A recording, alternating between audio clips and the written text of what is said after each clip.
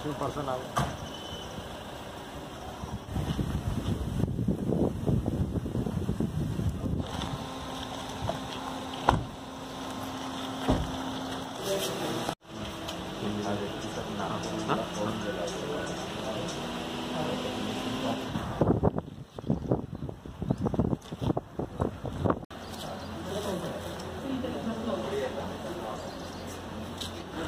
आज चंद्रपूर शहरामध्ये आपल्याकडे 2 दुर्दैवी घटना घडलेली आहे.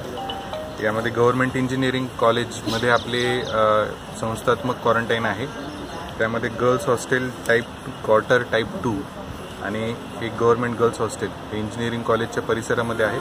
तिथे आपण नागरिकांना संस्थात्मक क्वारंटाईनमध्ये ठेवलेले आहे. त्यापैकी क्वार्टर टाईप 2 मध्ये श्री संतोष निकोडे वय वर्ष 40 हे त्या ठिकाणी आपल्या कुटुंबासहित मूळगाव शिरपूर तालुका वणी यवतमाळ या ठिकाणाहून आले होते आणि तसेच MP वरून पण त्यांच्या प्रवासाची हिस्ट्री होती.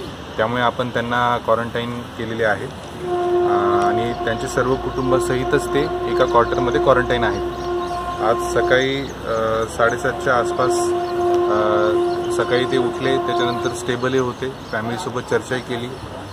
त्यांनी काही खाल्लंसुद्धा आणि त्यानंतर ते झोपले आणि झोपेतच ते मरण पावले. त्यांची फॅमिलीसुद्धा त्यावेळेस त्यांच्यासोबतच होती आणि इथे आपला पूर्ण वेळ स्टाफ या ठिकाणी ड्युटीवर आहे. कम्युनिटी हेल्थ ऑफिसर आहे, डॉक्टर आहेत, त्याशिवाय नर्ससुद्धा आहे आणि आपला क्लास 4 वर्करसुद्धा या ठिकाणी आहे. त्यांना कुठल्याही प्रकारचं त्यांनी यापूर्वी गंभीर आजार असल्याची काही हिस्ट्री दिलेली नव्हती आणि ते आपल्याकडे 21 तारखेपासून ॲडमिट होते आणि आतापर्यंत ते स्टेबलच होते. त्यामुळे आता त्यांच्या नेमकी मृत्यूचं काय कारण आहे ते आपण त्यांना पोस्टमॉर्टमसाठी आणि कोरोनाच्या स्वॅबसाठी पाठवलेलं आहे.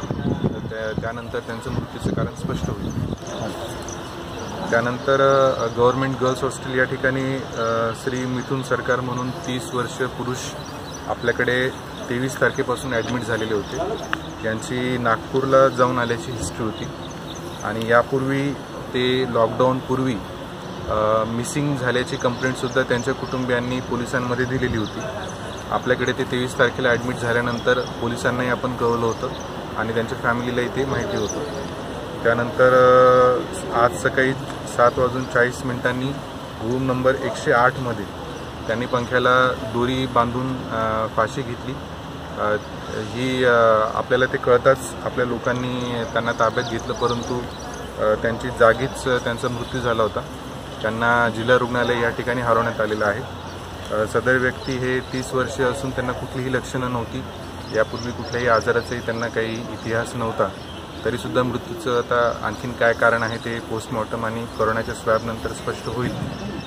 तसेच हे दोन्हीही जे आज घटना घडलेल्या आहेत ते दोन्हीही एकमेकांपासून दूर असणाऱ्या इमारतींमध्ये होते. दोघांनाही आपण स्वतंत्र रूम दिलेली आहे. दोघांसाठी सर्व व्यवस्था त्या बिल्डिंगमध्ये करण्यात आलेली आहे. त्यामुळे तरीसुद्धा या दुर्दैवी घटना झालेल्या आहेत. पुढील तपास चालू आहे.